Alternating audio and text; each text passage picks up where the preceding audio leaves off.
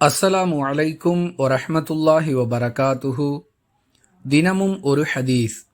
அல்லாஹுவுக்கு மிகவும் விருப்பமான செயல் எது என்று நான் அல்லாஹுவின் தூதர் ஸல்லல்லாஹு அலைஹி வஸல்லம் அவர்களிடம் கேட்டதற்கு, தொழுகையை அதற்குரிய நேரத்தில் தொழுவது என பதிலளித்தார்கள்.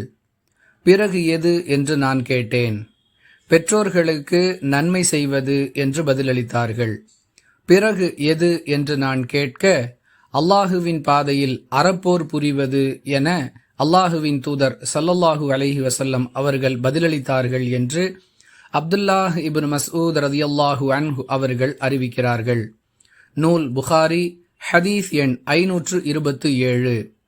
அன்பிற்குரிய அல்லாஹுவின் நல்லடியார்களே, நம்மை சுற்றி வாழக்கூடிய மனிதர்களை திருப்திப்படுத்துவதற்காக அவர்களுக்கு பிடித்த செயல்களை செய்வதற்கு நாம் கடுமையாக முயற்சிக்கின்றோம்.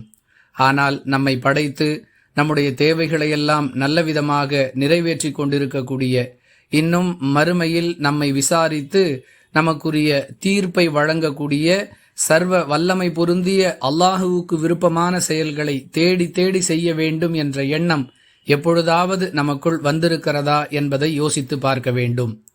தொழுகையை அதற்குரிய நேரத்தில் தொழுது கொள்வது, பெற்றோர்களுக்கு நன்மை செய்வது, நம்மால் இயன்ற அளவிற்கு அல்லாஹுவின் மார்க்கத்தை பாதுகாப்பதற்காக அல்லாஹுவின் பாதையில் போராடுவது ஆகியவற்றின் மூலமாகவே நாம் அல்லாஹுவுக்கு விருப்பமான செயல்களை செய்தவர்களாக ஆக முடியும் என்று இந்த ஹதீஸின் மூலம் அறிந்து கொள்கிறோம். முயற்சிப்போம். வாஹிரு தஅவானா அனில் ஹம்துலில்லாஹி ரப்பில் ஆலமீன். அஸ்ஸலாமு அலைக்கும் வரஹ்மத்துல்லாஹி வபரகாத்துஹு.